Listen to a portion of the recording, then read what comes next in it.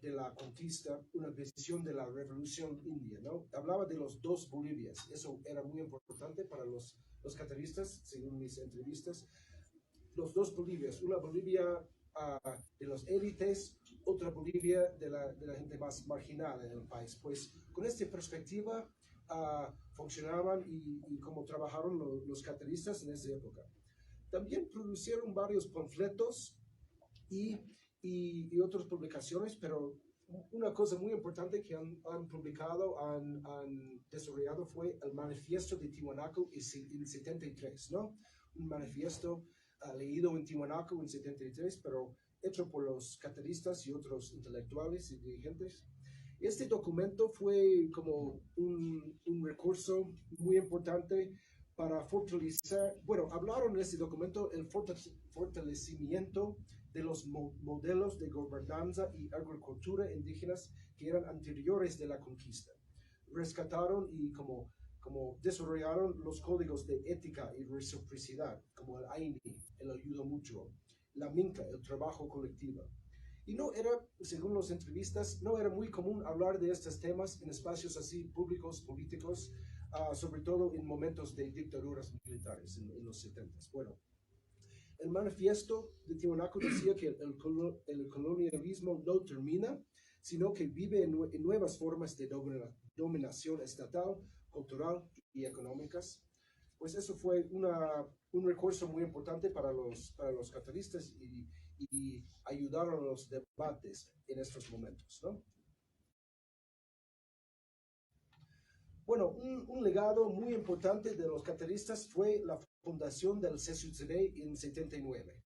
Entonces, ahí se puede ver aquí en el centro, Genaro Flores, un dirigente catarista muy importante, el dirigente que fundió el CSUCD, el Sindicato Campesina en 79. Ahí también pueden ver el indigenista Luciano Tapia y Constantino Lima. Ahí está la coca, el bastón de mando, ahí enfrente pueden ver los rifalas, un retrato de Tupac Katari. Entonces, uno de los mayores, como dijo, legados de los cataristas, sobre todo con Genaro Flores y otros dirigentes como Raimundo Tambo, fue la fundación del CSUCB y era un sindicato, bueno, es un sindicato indígena campesina formado por pequeños agricultores, organizada en este momento para la reforma agraria, para defender los intereses de los campesinos indígenas y promover también la cultura y la identidad indígena.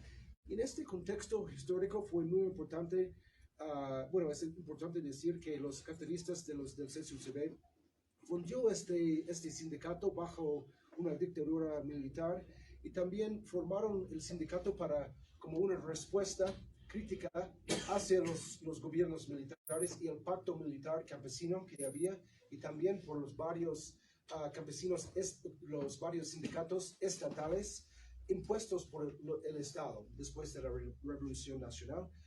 Y decían que, bueno, era importante formar un movimiento sindical campesino independiente del Estado que realmente servía a las necesidades y valores de la mayoría campesina indígena en estos años.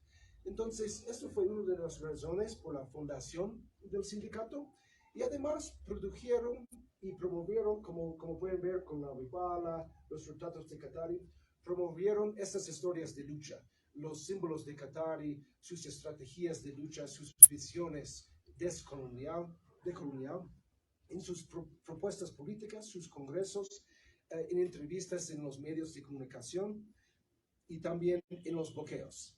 Pues una forma muy interesante para como notar es que ahí se puede ver uno de los primeros bloqueos que han hecho el CSUCB en 79 en el altiplano cerca del lago Titicaca.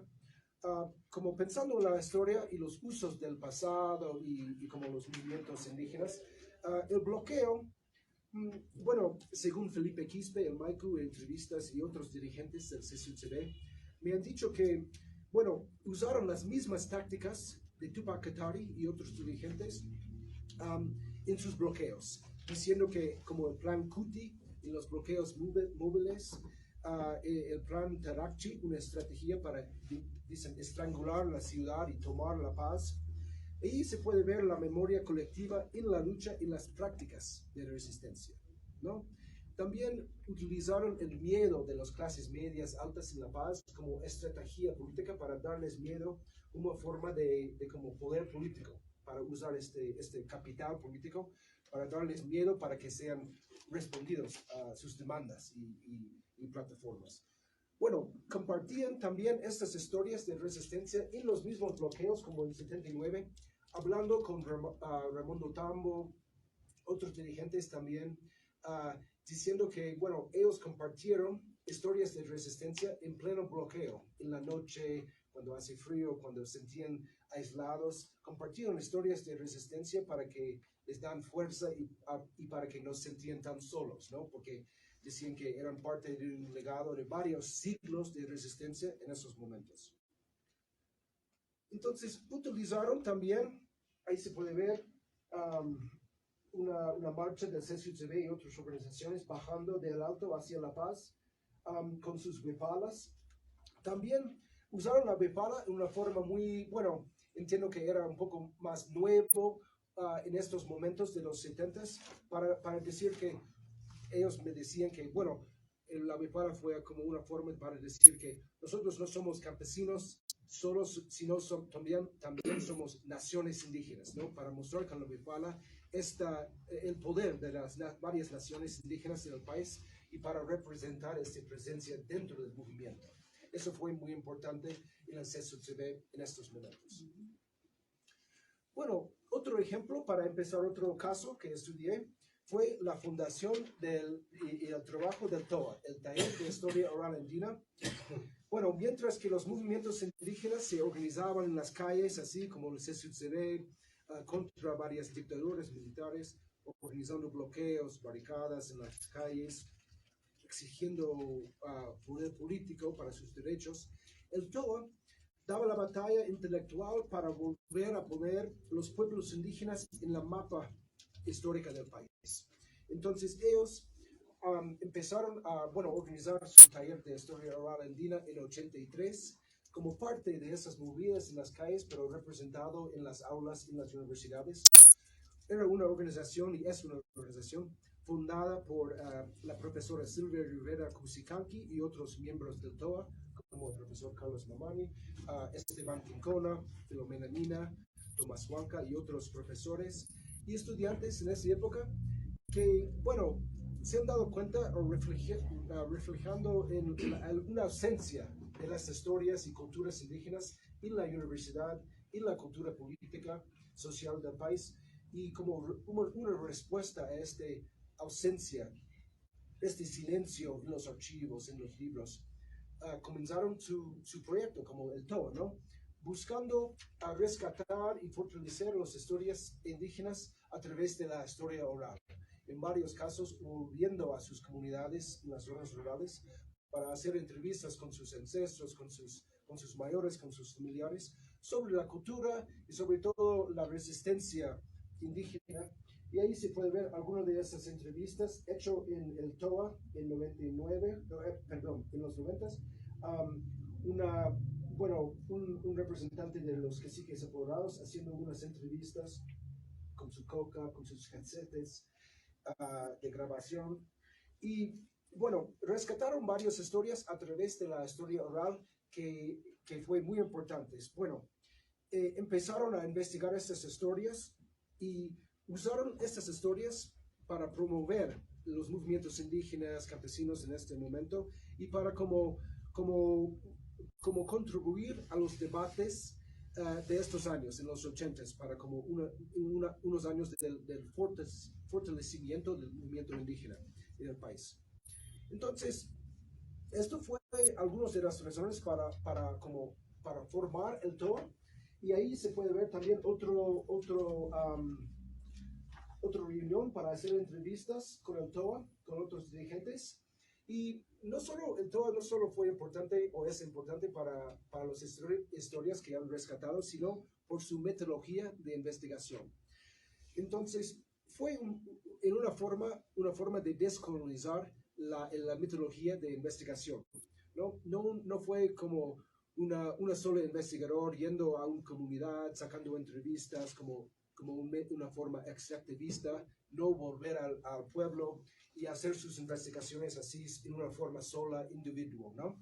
Sino era una forma de hacer las investigaciones colectivamente, con los mismos pueblos, con las mismas comunidades y entrevistados, compartiendo el poder de la investigación para que sea distribuido el poder que tiene el investigador y compartirlo con los entrevistados hasta que los entrevistados, los miembros de las comunidades, podían ser parte de la producción histórica, la producción del conocimiento y la conciencia histórica. No, pues esto fue una forma muy innovador, ¿no? En este momento, hasta que los entrevistados dirigían las preguntas, tenían el poder en la producción de los libros, los radionovelas. También en el todo utilizaron la olla común, donde ponían los varios resultados de sus investigaciones en los archivos, las entrevistas, las historias orales, para trabajar como colectivamente para sus producciones históricas. Entonces, y también retornaron los resultados de sus investigaciones a la comunidad para contribuir a los debates y discusiones del pasado.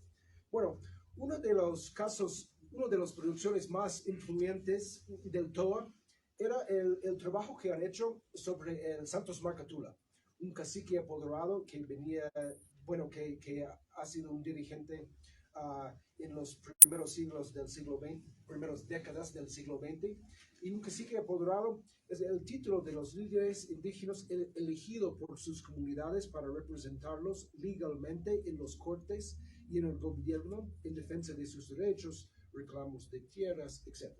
Ahí se puede ver una foto del cacique apoderado Santos Marcatula, aquí con el barba y sombrero, y su escribano, Leandro Condore Chura, ahí al lado con el traje oscuro. Ahí, pero esa es una foto de una red de caciques apoderados juntando en La Paz en 2025. Bueno, era una red de caciques muy importantes, muy único en estos momentos. No era muy común tener una red de dirigentes así nacional, ¿no? Y pues, pero en esos momentos, en los 80s, no era muy conocido las luchas de los caciques apoderados, tampoco la lucha del Santos Marcatula, uno de los dirigentes más importantes en esa época, porque, bueno, no era conocido y también era bien reprimido esas historias, ¿no?